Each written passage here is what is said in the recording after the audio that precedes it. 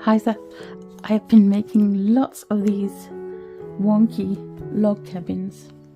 So there's some big ones here. Some of them are almost the size I want them to be. But then I've also got another pile here that is not the size I want them to be. And I also have some smaller log cabins, which you can see I have been working them chain piecing style. Now when you're working things chain piecing, and eventually you're gonna need to cut the blocks apart. And I've been thinking of getting one of those gadgets where you put an old rotary cutter blade inside it and you use that as a thread cutter. But then a little while ago I saw something on Instagram and that changed my mind, because you can make one yourself, sort of. It's a thread cutter, it's not like the one with the rotary cutter blade in it. So this is not my idea, and I wish that I had saved the post or the video, whatever it was, where I saw it, so that I could give it proper credit. But if I find out who it was, I'll put it in the description. And if it's you, by some coincidence, watching this, leave a comment and I'll add it to the description. Right, so you've got your chain piece blocks, and what you need is the seam ripper that probably came with your sewing machine. So you just need the seam ripper part, you don't need the cover. And then you need a spool holder, preferably a large one. And then what you do is you put the seam ripper into the spool holder and it should fit. And there you go. There is the thread cutter. Isn't that cool? Now, because this is quite sort of, it has a tendency to fall over and move about.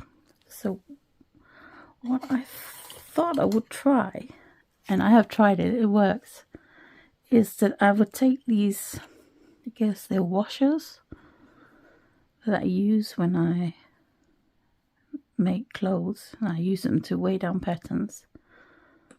I thought, what if that fits on there?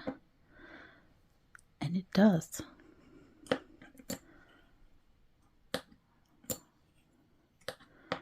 So I'm just going to add a bunch of these. Do a few at a time. There we go. So now it feels a lot more sturdy. And then I can just really go to town and cut apart the blocks.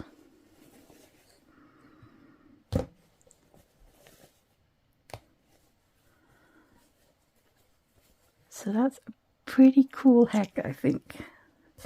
And whoever you are who came up with it, thank you. Alright, let's put this away now so that I don't accidentally stab myself. Right, so I've got, so these ones are actually smaller, but the ones I think are almost to the size that I want them to be, I have actually pressed them. And then I can get out my ruler at some point and see if they're the right size. Maybe they're not, I don't know. So I've got quite a lot. And remember, this is all from scraps. So I've got 1, 2, 3, 4, 5, 6, 7, 8, 9, 10, 11 big ones, and there's another 3, and then there's the small ones, and then here we got another 1, 2, 3, 4, 5, 6, 7. So the way this is going, I've almost got enough to make a small quilt, which I guess is good. So I think what I need to do, because I was thinking that I could take the small ones and sew them together in blocks, which might still be what I do with some of them. But I think what I need to do is get out my stash of Denise Smith fabrics. These are all Denise Smith fabric.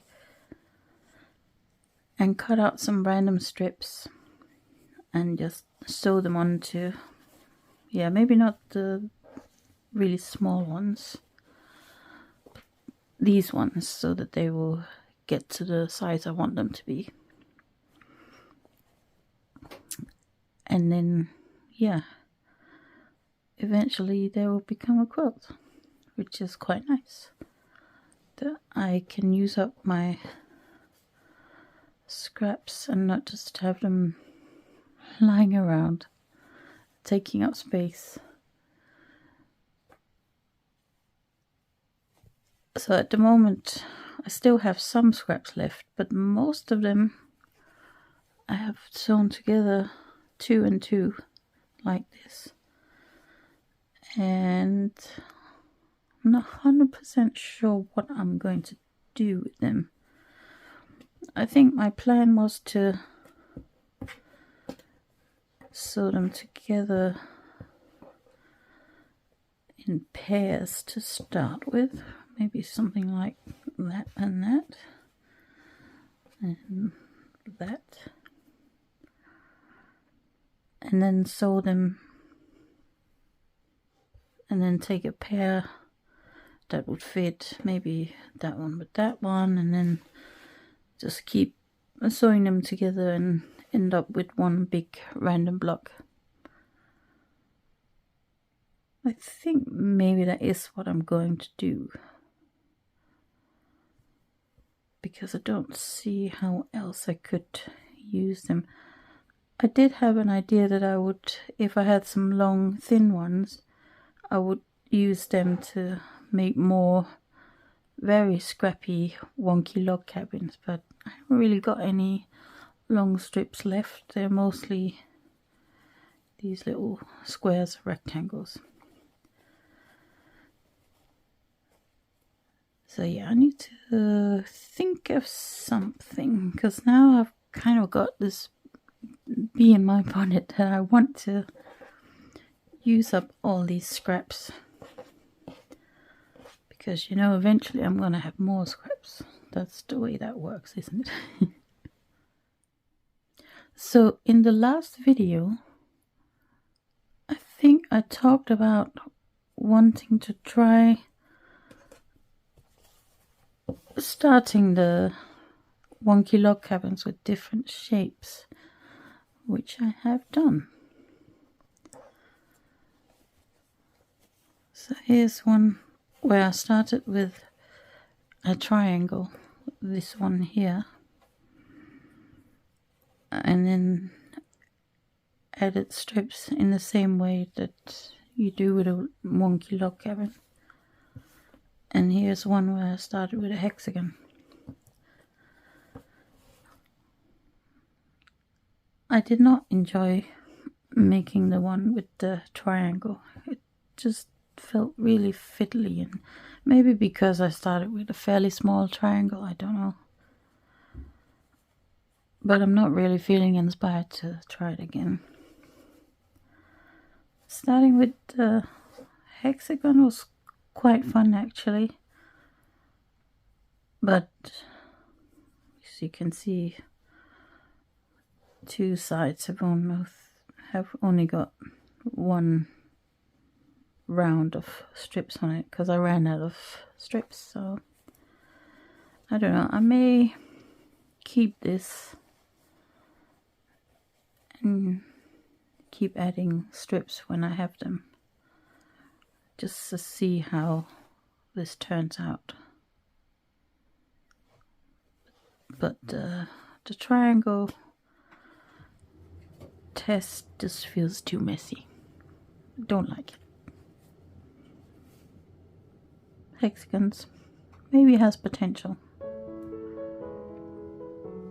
I don't know what it has potential for, but maybe just make a really large one. I don't know. So anyway, yeah, this is what I have been up to with my wonky log cabins, which I really got into making. I think I spent a whole afternoon just chain piecing the log cabins, and I was quite happy just doing that. So I think I am definitely gonna have to cut some strips and then work on the smaller ones so that I can just keep working on it, because it's just so enjoyable. Thank you for watching. I hope you enjoyed this little log cabin update. I hope you have a great day whatever you're making.